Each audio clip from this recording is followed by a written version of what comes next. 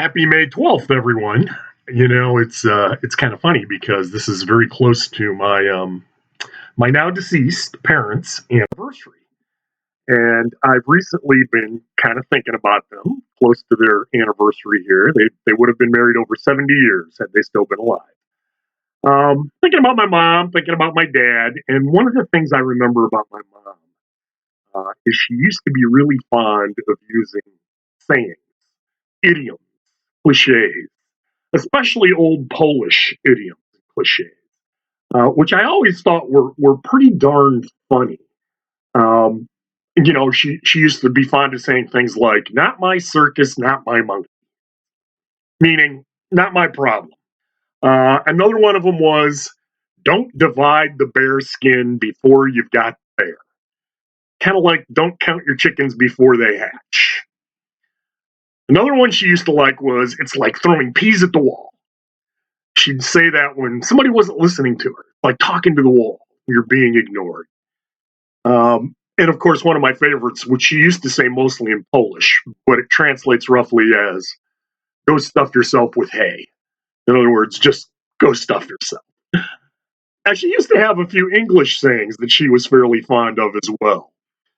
And a few of my favorites were she used to often say, "Your attitude depends upon your altitude." And then two of her favorites, which I could never figure out because they always seem contradictory to me, were "absence makes the heart grow fonder." Okay.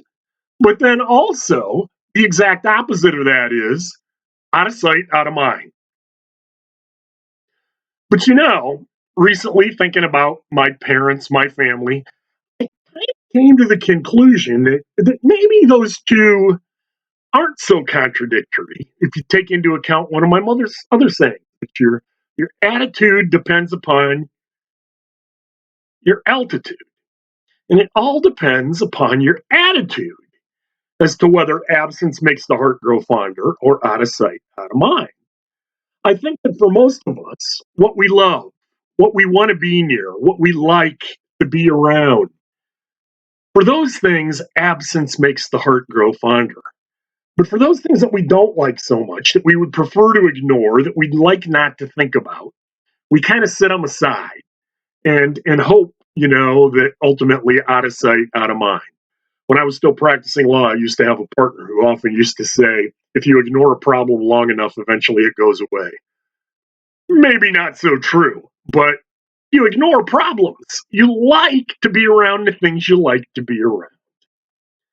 Now, coincidentally, thinking about family, recently I learned something I hadn't heard before, and that is that for a lot of families, they have a tradition at Thanksgiving time that they all sit down and watch The Wizard of Oz together. Now, The Wizard of Oz isn't really a Thanksgiving movie, but there's a great line in it that's very appropriate for Thanksgiving. That's, of course, the old cliche. My mom would have loved it. There's no place like home. You know, I think that really is probably one of those situations where absence makes the heart grow fond. That there's no place like home at Thanksgiving when it's time to get together with family. And it's been tough this last year with COVID. Tough to get together, tough to be with the people you want to be with. And I think that a lot of that has led to absence maybe making our hearts grow fonder. Now, my family, we've tried to get together to keep in touch. My wife and I, with our four children, and three of them are and their spouses, and our grandchildren, and her parents, and we've done the Zoom calls and that stuff. But the last time we really had a great opportunity to all be together was last fall, early last fall, after the initial lockdown was let up, before the second lockdown came in. We decided to have an early Thanksgiving. And we all got together. It was a huge gathering here at our house. Frankly, maybe a little irresponsible given the COVID situation, but it looked like things were getting better. And we had a great time, and no one got COVID. And we had a huge group of folks here. Everybody came home because there's no place like home. No one thought of it as a burden. Everybody missed each other. Everybody loved each other. And absence truly did make our hearts grow fonder for each other. We were family. We love each other. And when my wife invited everybody, nobody thought of it as an obligation or a burden, even though, probably everybody might have felt a little obligated to be there, but everybody was excited about getting together again. Thankfully, we seem to be seeing maybe a little bit of a light at the end of the COVID tunnel. Soon it looks like opportunities for us to gather together in person, face to face, may be available again. And a lot of us are getting pretty excited about that. I know I am. We can see family again. We can travel again without restrictions. We can gather as family again. And our first reading today is about St. Paul's second journey. Paul traveled all over the known world, 3 journeys, underwent terrible burdens and hardships, but he did so to gather together the family of Christ all over the world. And he didn't consider it a burden or an obligation, although it was his vocation. He was called to it.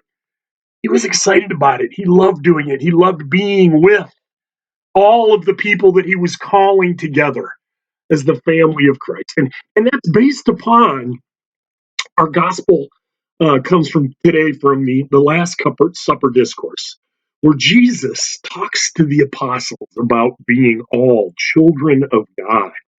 And St. Paul writes about it repeatedly, how we are all family of Christ and God, all adopted sons and daughters of Christ. In Galatians and Ephesians and Romans, he talks about it. He's gathering the family in our first reading today.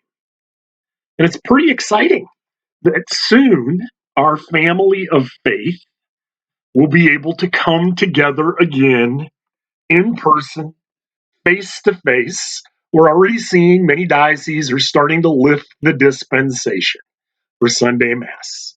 It's not an obligation. Obligation,